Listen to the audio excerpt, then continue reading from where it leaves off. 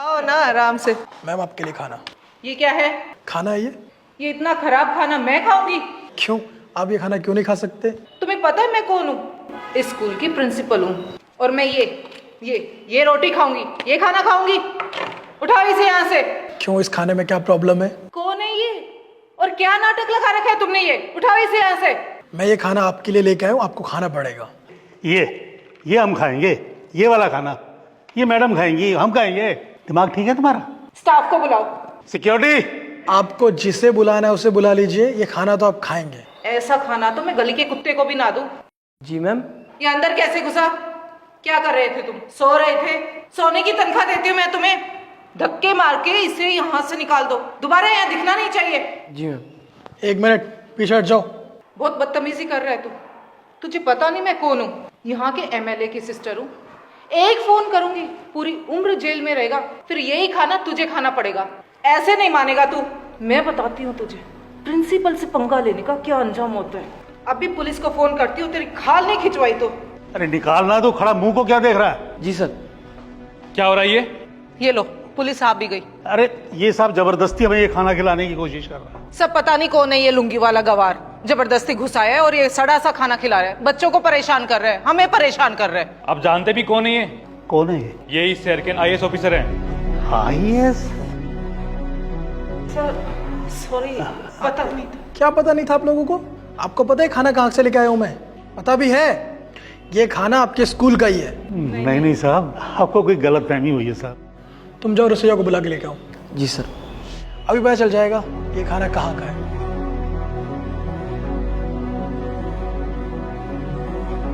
जी साहब। आप यहाँ खाना बनाने का काम करते हैं? हाँ जी। कितने सालों से? कोई 15 सालों से। 15 साल से। ये खाना चेक करो कहाँ का है। आपने बनाया है? देखो।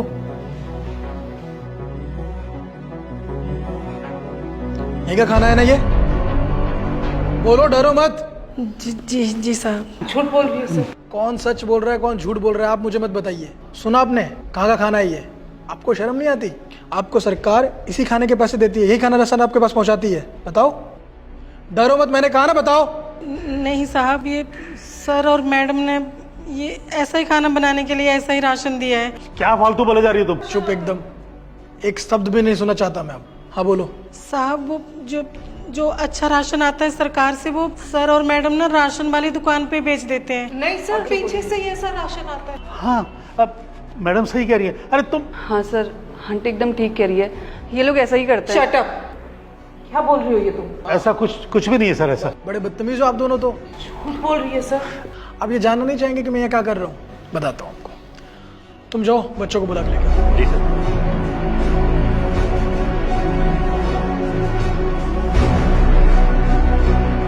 ये बच्चा आपके स्कूल के ही है और वो चारों बच्चे भी आपके स्कूल के हैं जो बिना यूनिफॉर्म के हैं। उन्हें मैं हॉस्पिटल से लेके आया हूँ। आपके स्कूल का खाना खा के इनकी तबीयत बिगड़ चुकी है, तभी मैं यहाँ आया ये चेक करने के लिए कि सच है या नहीं। और जब मैंने यहाँ की देखा तो मुझे समझ नहीं आया कि आप लोग ऐसा भी कर सकते हैं बच्चों के साथ। आपने क्या कहा था कि ये खाना मैं अपने कुत्तों को भी नहीं डालूंगी, तो आप इन बच्चों को ये खाना क्यों खिलाएंगे? आप अपने बच्चों को ये खाना खिला सकते हैं?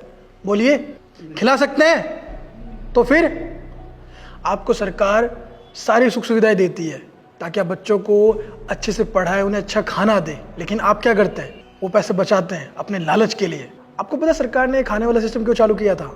ताकि गरीब बच्चों को खाना मिल सके, वो स्कूल आ सके और पढ़ाई कर सके और देश का भविष्य बन सके। लेकिन आप जैसे कुछ लालची टीचर की वजह से इनका भविष्य खराब हो जाता है। आप सोचते हैं कि आपको कोई पकड़ नहीं पाएगा, आप चाहे जितने चाहे उतने पैसे बचा सकते हैं, लेकिन ऐसा नहीं है। आपने क्या कहा था? आपका MLA भाई है तो आप जो चाहे वो कर सकते हैं, लेकिन ऐसा नहीं है मैडम। अब आपको सजा भी मिलेगी और आपके उस भाई को भी सजा मिलेगी। और यहाँ आने से पहले मैंने आप सबकी कुंडली निकाली थी सारे स्टाफ की। मुझे ये भी पता है कि आप यहाँ की प्रिंसिपल कैसे बने। रिश्वत दिया है ना आपने, और आप कर ही क्या सकते हैं? अगर आप पढ़े लिखे होते, समझदार होते, तो आप ऐसी हरकत नहीं करते इन बच्चों के साथ। वो पीछे कचरा कैसे है? आप अपने घर में भी ऐसी गंदगी रखते हैं? नहीं सर। तो फिर यहाँ गंदगी क्यों है? मैं साफ करा दूंगी सर। ये शिक्षा का मंदिर है और मंदिर कभी गंदा नहीं होता है। आप जिस तरीके से अपने घर को साफ रखते हैं, आपको स्कूल को भी साफ रखना चाहिए ताकि बच्चे अच्छी शिक्षा ले सके, आगे बढ़ सके। लेकिन आप तो पैसों के लालच में इतने पागल हो चुके हैं कि आपको कुछ दिखता ही नहीं क्या सही है क्या गलत है।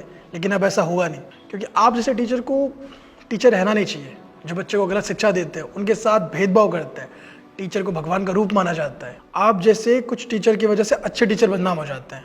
पता है उनकी गरिमा क्या होती है? आपने उनकी गरिमा डुबा दी है। सर सॉरी, अब आगे से कभी नहीं करेंगे। क्या आप मुझसे माफ़ी मांग रहे हैं? अगर मैंने आपको आज माफ़ कर दिया तो आप दोबारा कल ऐसी हरकत करेंगे, और मैं नहीं चाहता कि दोबारा कोई बच्चा बीमार हो।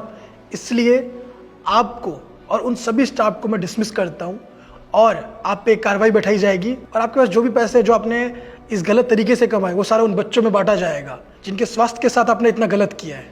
तो आपको सजा तो मिलनी चाहिए ना। Sorry sir, sir please. Sir ऐसे मत करिए सर। आपके इन गलती की वजह से पता है कितने बच्चों की जान चली गई है? इतने की गिनती नहीं है, सिर्फ आप जैसे लोगों की वजह से। इसलिए माफ़ी तो आप लोगों को मिल नहीं सकती है, आपको सजा मिलेगी। मैंने कहा ना, और इन लोगों पे कार्रवाई बैठाओ। चलो ले जाओ उनको मेरे सामने से, चलो जाओ। मैंने कहा ना चलो, चलो जाओ जाओ, मैंने कहा ना एक बार। और आप दोबारा अगर बच्चों को ऐसा खाना मिला तो देख लेना, मुझसे बुरा और कोई नहीं होगा। हमेशा उनको अच्छा खाना दोगे, क्योंकि सरकार हमेशा अच्छा खाना ही देती है, तो आप भी उन्हें अच्छा ही खाना देंगे। बीच में ये भ्रष्टाचार चलेगा नहीं। चले जाइए।